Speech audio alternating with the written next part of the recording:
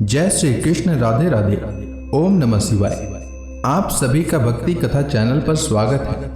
आपका दिन शुभ और मंगलमय हो।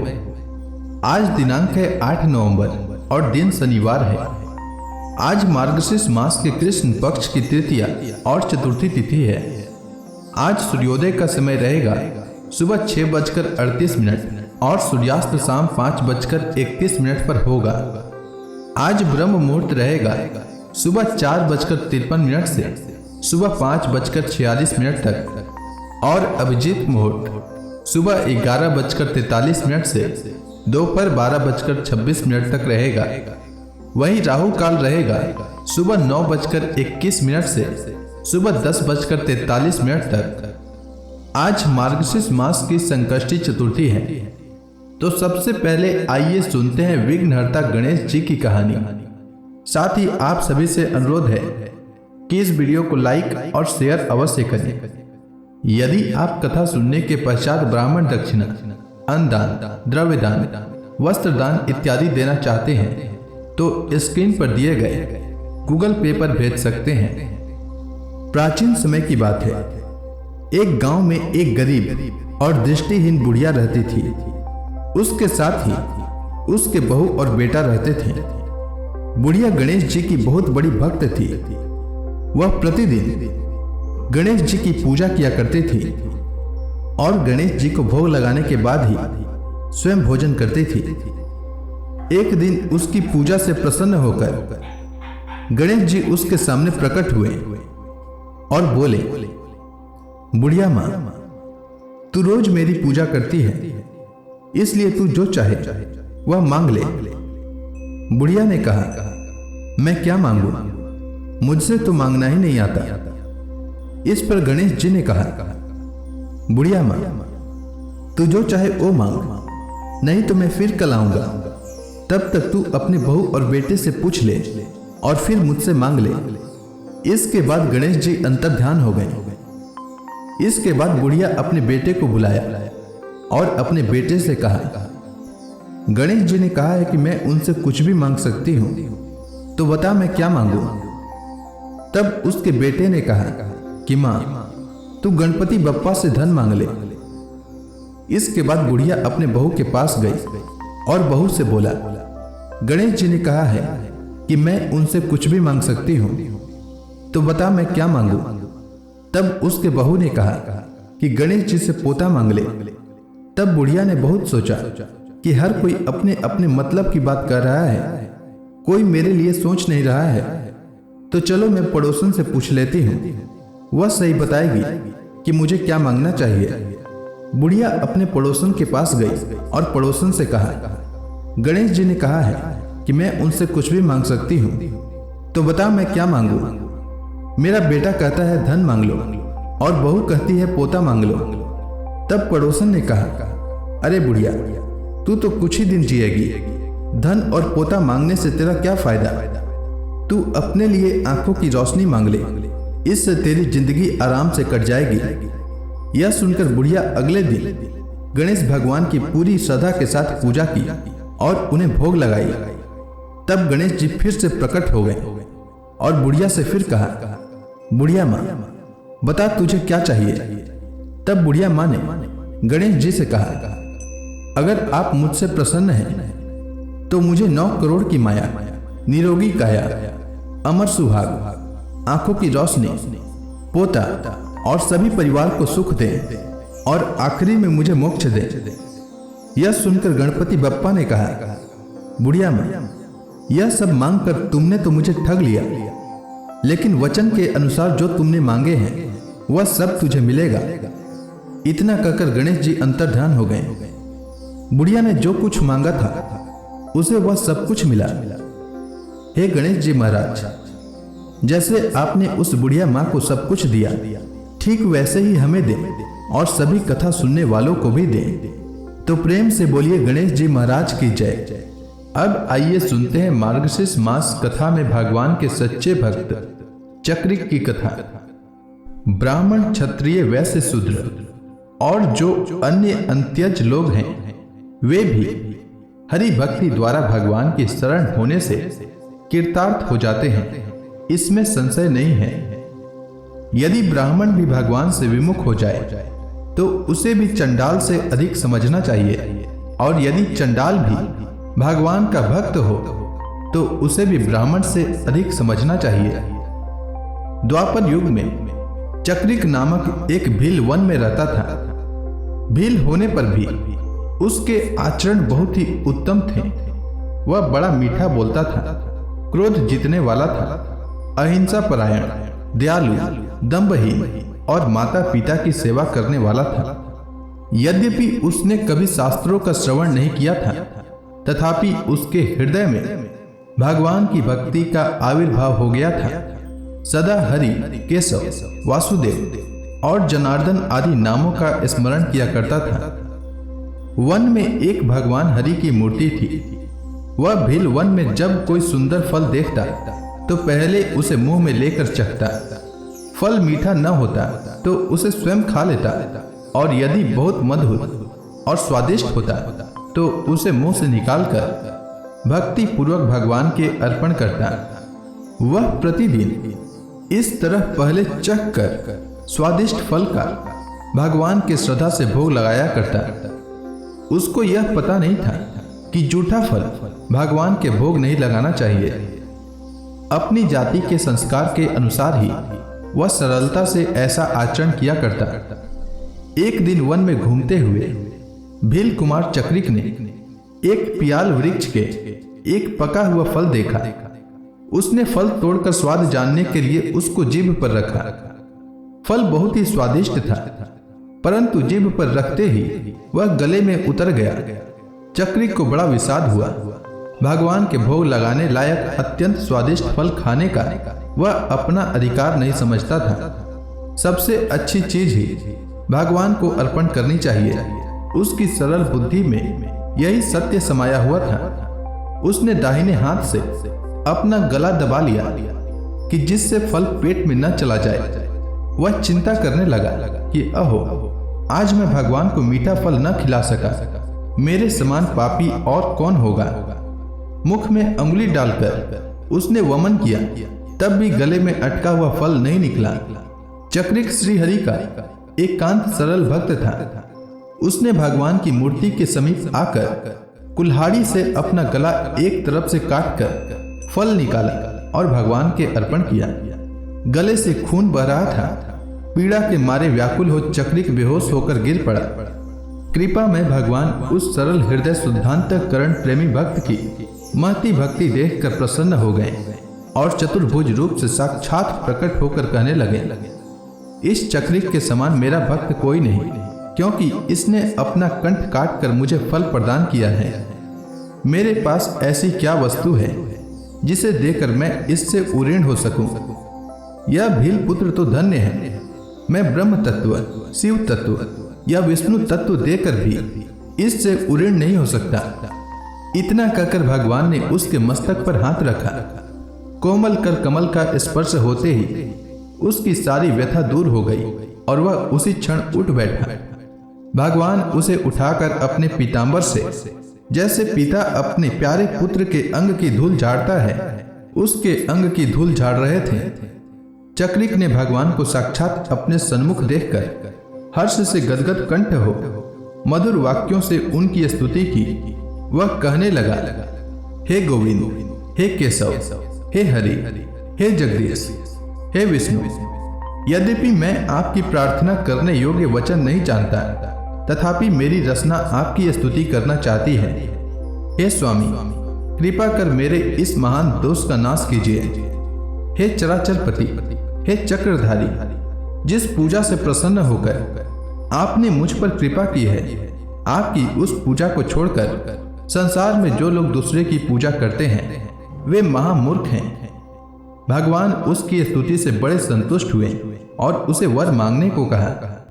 सरल भक्त चक्रिक ने बोला, हे परब्रह्म, हे परम धाम, हे कृपा में परमात्मा, जब मैंने आपका साक्षात दर्शन प्राप्त कर लिया तो मुझे और वर की क्या आवश्यकता है।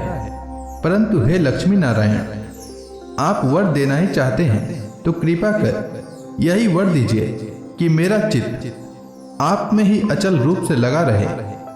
भक्तों को इस वर के सिवा और कौन सा वर चाहिए। भगवान परम प्रसन्न हो अपनी चारों विशाल भुजाओं से चक्री का आलिंगन करके भक्ति का वर दे वहां से अंतर्धान हो गए। तदंतर चक्रिक द्वारका चला गया और वहां भगवत कृपा से ज्ञान लाभ कर अंत में देव दुर्लभ मोक्ष पद को प्राप्त हो गया। जो कोई भी भगवान की सरल शुद्ध भक्ति करता है वही उन्हें पाता है। जो मनुष्य दृढ़ भक्ति के द्वारा इंद्रादि देव पूजित वासुदेव भगवान के चरण कमल युगल की पूजा करता है वही मुक्ति प्राप्त कर सकता है। तो प्रेम से बोलिए भगवान विष्णु की जय, उनके प्यारे भक्त की जय। अब आइए सुनते हैं मार्गशीर्ष मास में भागवत पुराण का आज का अध्याय। शांताकारं भुजंग सैनम पद्मनाभं सुरेशम विश्वाधारं गगन सदृशम मेघवर्णम शुभांगम लक्ष्मीकांतम कमल नयनम योगी भी ध्यान गम्यम वंदे विष्णु भवभयहरम सर्वलोकैकनाथम। ओम नमो भगवते वासुदेवाय। श्री सुखदेव जी कहते हैं, राजन, प्रयोजन व सुकर बने श्री हरि की कथा को मैत्रेय जी के मुख से सुनकर भी भक्ति व्रतधारी विदुर जी की पूर्ण तृप्ति न हुई। अतः उन्होंने हाथ जोड़कर फिर पूछा। विदुर जी ने कहा, मुनिवर, हमने यह बात आपके मुख से अभी सुनी है कि आदि दैत्य हिरणाक्ष को भगवान यज्ञ मूर्ति ने ही मारा था।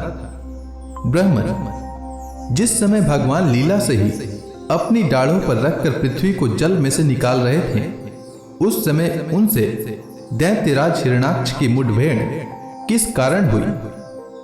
श्री मैत्रेय जी ने कहा, विदुर जी, तुम्हारा प्रश्न बड़ा ही सुंदर है, क्योंकि तुम श्री हरि की अवतार कथा के विषय में ही पूछ रहे हो, जो मनुष्यों के मृत्यु पास का छेदन करने वाली है।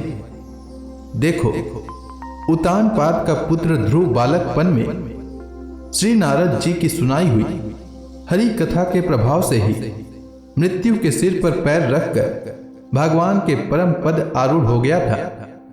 पूर्व काल में एक बार इसी वराह भगवान और हिरणाक्ष के युद्ध के विषय में देवताओं के प्रश्न करने पर देव श्री ब्रह्मा जी ने उन्हें यह इतिहास सुनाया था और उसी के परंपरा से मैंने सुना है।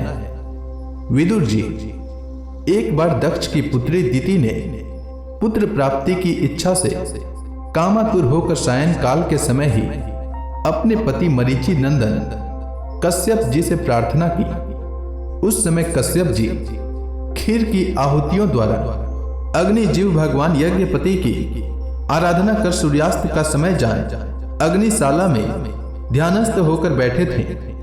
दिति ने कहा, विद्वन, मतवाला हाथी जैसे केले के वृक्ष को मसल डालता है, उसी प्रकार यह प्रसिद्ध धनुर्धर कामदेव मुझ अबला पर जोर जताकर आपके लिए मुझे बेचैन कर रहा है। अपनी पुत्रवती सौतों की सुख समृद्धि को देखकर मैं ईर्ष्या की आग से जली जाती हूँ। अतः आप मुझ पर कृपा कीजिए, आपका कल्याण हो। जिनके गर्भ से आप जैसा पति पुत्र रूप से उत्पन्न होता है, वही स्त्रियां अपने पतियों से सम्मानिता समझी जाती हैं। उनका सूया संसार में सर्वत्र फैल जाता है। हमारे पिता प्रजापति दक्ष का अपनी पुत्रियों पर बड़ा स्नेह था। एक बार उन्होंने हम सबको अलग अलग बुलाकर पूछा कि तुम किसे अपना पति बनाना चाहती हो। वे अपने संतान की सब प्रकार की चिंता रखते थे। अतः हमारा भाव जानकर उन्होंने उनमें से हम 13 पुत्रियों को, जो आपके गुण स्वभाव के अनुरूप थी, आपके साथ ब्याह दिया। अतः मंगल मूर्ते कमल नयन, आप मेरी इच्छा पूर्ण कीजिए, क्योंकि हे महात्मन, आप जैसे महापुरुषों के पास दिन जनों का आना निष्फल नहीं होता। विदुर जी, दिति कामदेव के वेग से अत्यंत बेचैन और बेबस हो रही थी। उसने इसी प्रकार बहुत सी बातें बताते हुए दीन होकर कश्यप जी से प्रार्थना की। तब उन्होंने उसे सुमधुर वाणी से समझाते हुए कहा, भीरु, तुम्हारी इच्छा के अनुसार मैं अभी अभी तुम्हारा प्रिय अवश्य करूंगा। भला जिसके द्वारा अर्थ, धर्म और काम तीनों की सिद्धि होती है, अपनी ऐसी पत्नी की कामना कौन पूर्ण नहीं करेगा। जिस प्रकार जहाज पर चढ़कर मनुष्य महासागर को पार कर लेता है, उसी प्रकार गृहस्थाश्रमी दूसरे आश्रमों को आश्रय देता हुआ अपने आश्रम द्वारा स्वयं भी दुख समुद्र के पार हो जाता है। मानिनी, स्त्रियों को तो त्रिविध पुरुषार्थ की कामना वाले पुरुष का आधा अंग कहा गया है। उस पर अपनी गृहस्थी का भार डालकर पुरुष निश्चिंत होकर विचरता है। इंद्रिय रूप शत्रु अन्य आश्रम वालों के लिए अत्यंत दुर्जय है, किंतु जिस प्रकार किले का स्वामी सुगमता से ही लुटने वाले शत्रुओं को अपने अधीन कर लेता है, उसी प्रकार हम अपनी विवाहिता पत्नी का आश्रय लेकर इन इंद्रिय रूप शत्रुओं को सहज में ही जीत लेते हैं। गृहेश्वरी, तुम जैसी भार्या के उपकारों का बदला तो हम अथवा कोई भी गुणग्राही पुरुष अपनी सारी उम्र में अथवा जन्म जन्मांतर में भी पूर्ण रूप से नहीं चुका सकता। तो भी तुम्हारी इस संतान प्राप्ति की इच्छा को मैं यथाशक्ति अवश्य पूर्ण करूंगा। परंतु तुम अभी एक मुहूर्त ठहरो, जिससे लोग मेरी निंदा न करें। यह अत्यंत घोर समय राक्षस आदि घोर जीवों का है और देखने में भी बड़ा भयानक है। इसमें भगवान भूतनाथ के गण भूत प्रेत आदि घुमा करते हैं। साध्वी, इस संध्या काल में भूत भावन भूतपति भगवान शंकर अपने गण भूत प्रेत आदि को साथ लिए बैल पर चढ़कर विचरा करते हैं, जिनका जटाजू शमशान भूमि से उठे हुए बवंडर की धूलि से दूषित होकर देदीप्यमान हो रहा है, तथा जिनके सुवर्ण कांति में गौर शरीर में भस्म लगी हुई है। वे तुम्हारे देवर महादेव जी अपने सूर्य, चंद्रमा और अग्नि रूप 3 नेत्रों से सभी को देखते रहते हैं। संसार में उनका कोई अपना या पराया नहीं है, न कोई अधिक आदरणीय और न निंदनीय ही है। हम लोग तो अनेक प्रकार के व्रतों का पालन करके उनकी माया को ही ग्रहण करना चाहते हैं, जिसे उन्होंने भोग कर लात मार दी है। विवेकी पुरुष अविद्या के आवरणों को हटाने की इच्छा से उनके निर्मल चरित्र का गान किया करते हैं। उनसे बढ़कर तो क्या, उनके समान भी कोई नहीं है और उन तक केवल सत्पुरुषों की ही पहुंच है। यह सब होने पर भी वे स्वयं पिशाचों का सा आचरण करते हैं। यह नर शरीर कुत्तों का भोजन है। जो अविवेकी पुरुष आत्मा मानकर वस्त्र, आभूषण, माला और चंदन आदि से इसी को सजाते संवारते रहते हैं, वे अभागे ही आत्मा राम भगवान शंकर के आचरण पर हंसते हैं। हम लोग तो क्या, ब्रह्मादि लोकपाल भी उन्हीं की बंधी हुई धर्म मर्यादा का पालन करते हैं। वे ही इस विश्व के अधिष्ठान हैं तथा यह माया भी उन्हीं की आज्ञा का अनुसरण करने वाली है। ऐसे होकर भी वे प्रेतों का सा आचरण करते हैं। अहो, उन जगत व्यापक प्रभु की यह अद्भुत लीला कुछ समझ में नहीं आती। मैत्रेय जी कहते हैं, पति के इस प्रकार समझाने पर भी कामातुर दिति ने वैश्या के समान निर्लज होकर ब्रह्मर्षि कश्यप जी का वस्त्र पकड़ लिया। तब कश्यप जी ने उस निंदित कर्म में अपनी भार्या का बहुत आग्रह देख देव को नमस्कार किया और एकांत में उसके साथ समागम किया। फिर जल में स्नान कर प्राण और वाणी का संयम करके विशुद्ध ज्योतिर्मय सनातन ब्रह्म का ध्यान करते हुए उसी का जप करने लगे। विदुर जी, दिति को भी उस निंदित कर्म के कारण बड़ी लज्जा आई और वह ब्रह्मर्षि के पास जा सिर नीचा करके इस प्रकार कहने लगी। दिति बोली, ब्रह्मन, भगवान रुद्र भूतों के स्वामी हैं। मैंने उनका अपराध किया है, किंतु वे भूत श्रेष्ठ मेरे इस गर्भ को नष्ट न करें। मैं भक्त वांछा कल्पतरु उग्र एवं रुद्र रूप महादेव को नमस्कार करती हूँ। वे सत्पुरुषों के लिए कल्याणकारी एवं दंड देने के भाव से रहित हैं, किंतु दुष्टों के लिए क्रोध मूर्ति दंड पाणी है। हम स्त्रियों पर तो व्याध भी दया करते हैं। फिर वे सती पति तो मेरे बहनोई और परम कृपालु हैं, अतः वे मुझ पर प्रसन्न हो। श्री मैत्रेय जी ने कहा, विदुर जी, प्रजापति कश्यप ने सायंकालीन संध्या वंदन आदि कर्म से निवृत्त होने पर देखा कि दीति थर थर कांपती हुई अपनी संतान की लौकिक और पारलौकिक उन्नति के लिए प्रार्थना कर रही है। तब उन्होंने उससे कहा, कश्यप जी ने कहा, तुम्हारा चित्त काम वासना से मलिन था, वह समय भी ठीक नहीं था और तुमने मेरी बात भी नहीं मानी तथा देवताओं की भी अवहेलना की। अमंगलमय चंडी, तुम्हारी कोख से 2 बड़े ही अमंगलमय और अधम पुत्र उत्पन्न होंगे। वे बार बार संपूर्ण लोक और लोकपालों को अपने अत्याचारों से रुलाएंगे। जब उनके हाथ से बहुत से निरपराध और दीन प्राणी मारे जाने लगेंगे, स्त्रियों पर अत्याचार होने लगेंगे और महात्माओं को शुद्ध किया जाने लगेगा, उस समय संपूर्ण लोकों की रक्षा करने वाले श्री जगदीश्वर कुपित होकर अवतार लेंगे और इंद्र जैसे पर्वतों का दमन करता है उसी प्रकार उनका वध करेंगे। दीति ने कहा, प्रभु, यह मैं भी चाहती हूं कि यदि मेरे पुत्रों का वध हो तो वह साक्षात भगवान चक्रपाणि के हाथों से ही हो, कुपित ब्राह्मणों के शाप आदि से न हो। जो जीव ब्राह्मणों के शाप से दग्ध अथवा प्राणियों को भय देने वाला होता है, वह किसी भी योनि में जाए, उस पर नारकी जीव भी दया नहीं करते। कश्यप जी ने कहा, देवी, तुमने अपने किए पर शोक और पश्चाताप प्रकट किया है। तुम्हें शीघ्र ही उचित अनुचित का विचार भी हो गया तथा भगवान विष्णु, शिव और मेरे प्रति भी तुम्हारा बहुत आदर जान पड़ता है। इसलिए तुम्हारे एक पुत्र के 4 पुत्रों में से एक ऐसा होगा जिसका सत्पुरुष भी मान करेंगे और जिसके पवित्र यश को भक्त जन भगवान के गुणों के साथ गाएंगे। जिस प्रकार खोटे सोने को बार बार तपाकर शुद्ध किया जाता है, उसी प्रकार साधु जन उसके स्वभाव का अनुकरण करने के लिए निर्वैरता आदि उपायों से अपने अंतःकरण को शुद्ध करेंगे। जिनकी कृपा से उन्हीं का स्वरूपभूत यह जगत आनंदित होता है, वे स्वयं प्रकाश भगवान भी उसकी अनन्य भक्ति से संतुष्ट हो जाएंगे।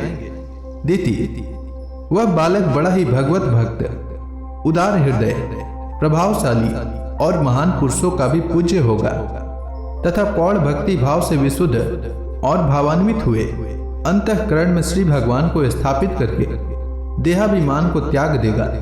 वह विषयों में अनासक्त, शीलवान, गुणों का भंडार तथा दूसरों की समृद्धि में सुख और दुख में दुख मानने वाला होगा। उसका कोई शत्रु न होगा तथा चंद्रमा जैसे ग्रीष्म ऋतु के तप को हर लेता है, वैसे ही वह संसार के सुख को शांत करने वाला होगा। जो इस संसार के बाहर भीतर सब और विराजमान हैं, अपने भक्तों की इच्छानुसार समय समय पर मंगल विग्रह प्रकट करते हैं और लक्ष्मी रूप लावण्य मूर्ति ललना की भी शोभा बढ़ाने वाले हैं तथा जिनका मुखमंडल झिलमिलाते हुए कुंडलों से सुशोभित है, उन परम पवित्र कमल नयन श्री हरि का तुम्हारे पौत्र को प्रत्यक्ष दर्शन होगा। श्री मैत्रेय जी कहते हैं, विदुर जी, दीति ने जब सुना कि मेरा पौत्र भगवान का भक्त होगा, तब उसे बड़ा आनंद हुआ तथा यह जानकर कि मेरे पुत्र साक्षात श्री हरि के हाथ से मारे जाएंगे, उसे और भी अधिक उत्साह हुआ। तो प्रेम से बोलिए विष्णु भगवान की जय। अब इसके आगे की भागवत पुराण की कथा मैं कल के मार्गशीर्ष मास कथा में सुनाऊंगा। तब तक के लिए भगवान हरि का नाम जपते रहें।